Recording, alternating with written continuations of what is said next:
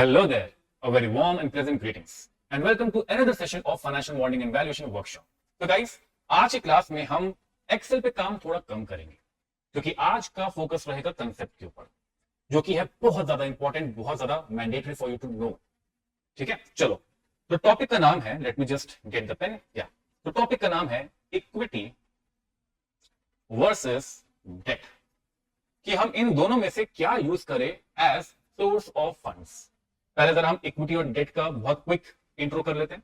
तो what is equity? Equity is owner's fund, यानी company के जो ओनर है ना, उन्होंने अपने जेब से ये पैसा कंपनी के अंदर इन्वेस्ट किया है. वहीं पे डेट क्या है? डेट इज बोरोड फंड, यानी कंपनी के ओनर से नहीं, बट कंपनी ने किसी थर्ड पार्टी से उधार में पैसा लिया है और कंपनी को फ्यूचर में ये अमाउंट पे करना पड़ेगा अलॉन्ग विद द इंटरेस्ट. ठीक है, चलो.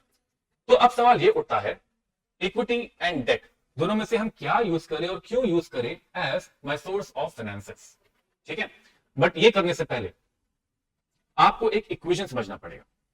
वो इक्वेशन है asset is equal to equity plus debt.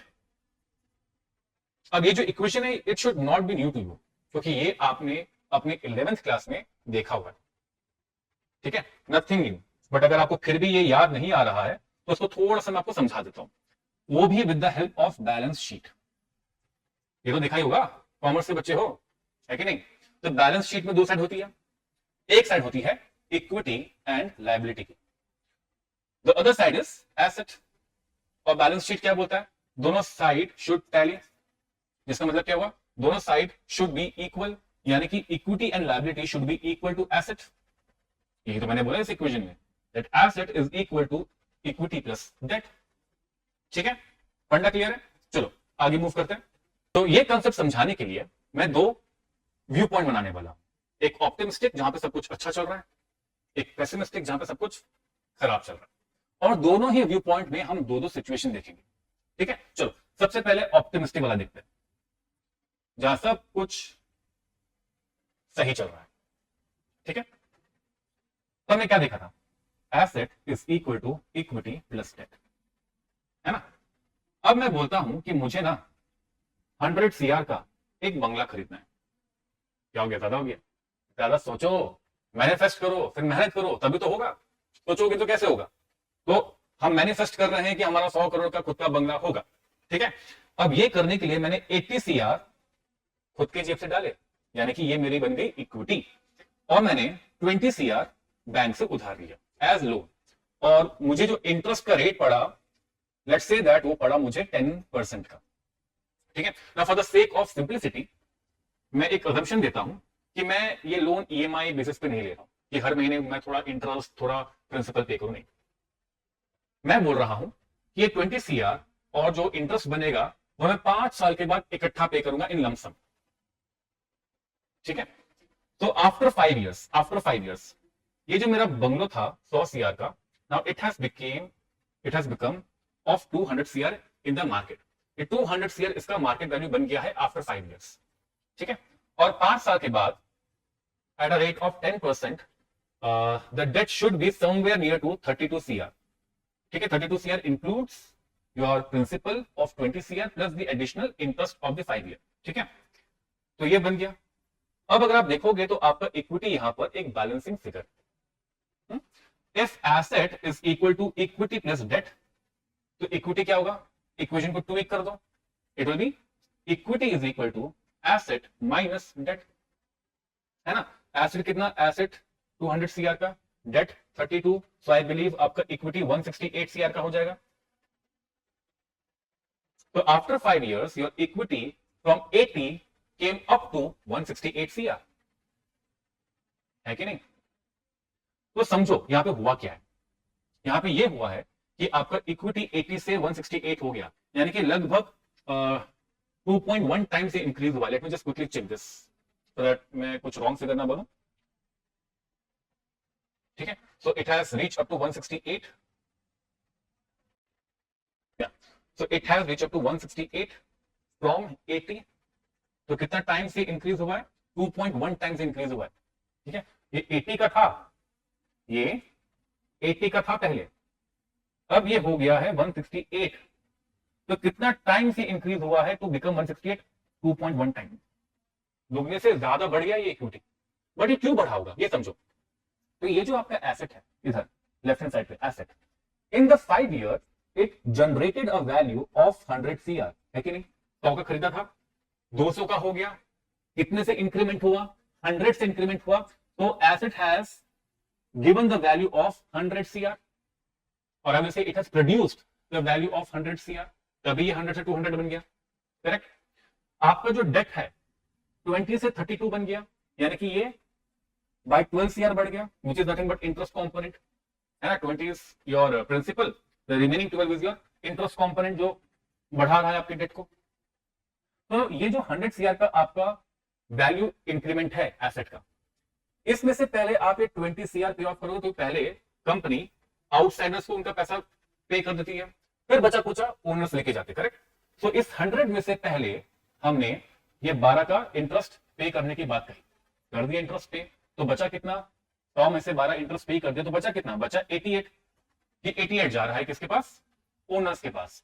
तो 80 प्लस 88 इज 168। आ गया? समझ गया? चलो अब इसी को थोड़ा चेंज करते। क्या चेंज करते? देखो मैं थोड़ा आपका जो ये फंडिंग का इक्वेशन है यहां पर, इसमें थोड़ा चेंजेस करता हूं। अब मैं बोल रहा हूं the same asset that is 100 CR का बंगलो, जो इक्विटी है मैं सिर्फ 20 सीआर अपने पॉकेट से डाल रहा हूं, बाकी का जो 80 सीआर है ये मैं लोन ले रहा हूं सेम 10% के इंटरेस्ट पे। मैंने पूरा चेंज कर दिया। देखो आपका जो फंडिंग वाला पार्ट था मैंने चेंज कर दिया। सिचुएशन वन में क्या हो रहा था? 80 सीआर खुद की जेब से, अभी क्या? 20 सीआर खुद की जेब से। डेट के बारे में क्या था in situation one? 80 CR sir 20 CR debt से, बैंक से, अभी क्या? 80 सीआर बैंक से ले रहे हैं। तो अभी मैंने क्या कर दिया है? मैंने बैंक से पैसा ज्यादा उठाया है, मैंने बैंक से पैसा ज्यादा उठाया। इसका मतलब क्या हुआ? इसका मतलब यह हुआ कि मैं फाइनेंस को लेवरेज करना चाहता हूं। फाइनेंस को क्या करना चाहता हूं? लेवरेज। मतलब क्या हुआ इस चीज का? मतलब यह हुआ कि मैं अपने बेनिफिट के लिए, अपने एसेट के क्रिएशन के लिए मैं खुद का पैसा कम डालकर किसी और का पैसा डालने वाला हूं। I will be using somebody else money for my benefit. Situation one में ये फाइनेंशियल लेवरेज कम था। In situation one the financial leverage was at a lower side. मैं कह रहा था कि मैं सिर्फ 20 सीआर बैंक से लूंगा टू प्रोड्यूस और to create an asset of 100 CR.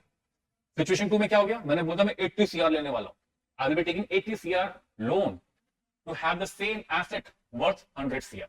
तो मैंने किसी और का पैसा ज्यादा यूज कर रहा हूं, यानी कि मैं फाइनेंस को ज्यादा लेवरेज कर रहा हूं। ठीक है।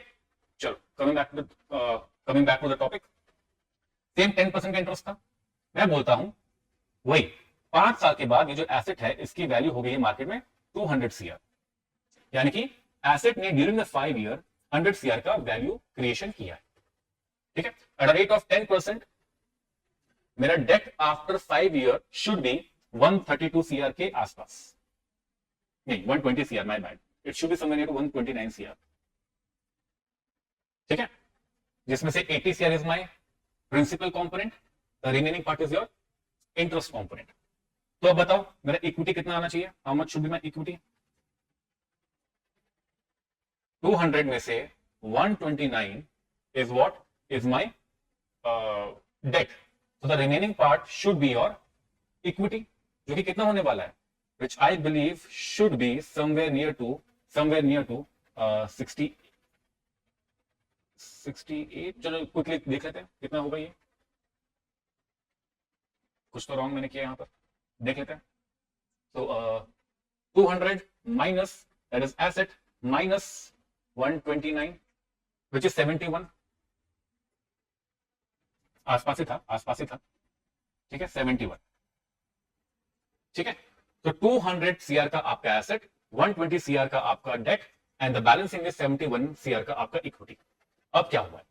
अब समझो 100 सीआर का value creation by the asset and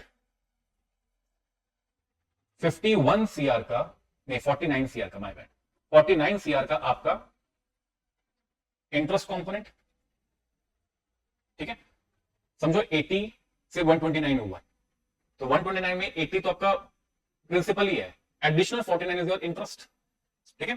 so 100 का वैल्यू क्रिएशन में से पहले मैं ये 49 पे करना चाहूंगा, जो बचेगा 51 that will go in my equity. तो 20 से आपका जो इक्विटी 71 हो गया है, बिकॉज 51 से इसकी वैल्यू बढ़ गई है, 51 से उसकी वैल्यू बढ़ गई है। तो ये 20 था, अब ये हो गया है 71। तो कितने टाइम्स ज्यादा आपका इक्विटी बढ़ा है, चेक करते हैं। आई थिंक कुछ 3.5 टाइम्स के आसपास होना चाहिए, देखते हैं। 71 divide by 20 which is 3.55 times. तो 3.55 टाइम्स से आपका इक्विटी का वैल्यू बढ़ा है। और मैं चाहूंगा कि अब आप एक ऑब्जर्वेशन देखो, जब सिचुएशन वन में फाइनेंशियल लेवरेज कम था, क्योंकि 100 करोड़ के एसेट क्रिएशन के लिए मैंने सिर्फ 20 CR बैंक से लिए थे, तो फाइनेंशियल लेवरेज कम था। जब फाइनेंशियल लेवरेज कम था तो आपका इक्विटी सिर्फ 2.1 टाइम से इंक्रीज हुआ।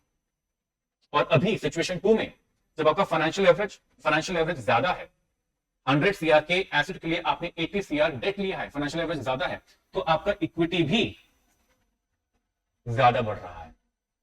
तो मैं क्या बताना चाह रहा हूं कि when your financial leverage is going high, your profitability, क्योंकि आपका इंक्रीमेंट हो रहा है इक्विटी में, और I will simply write profitability, वो भी इंक्रीज हो रहा है।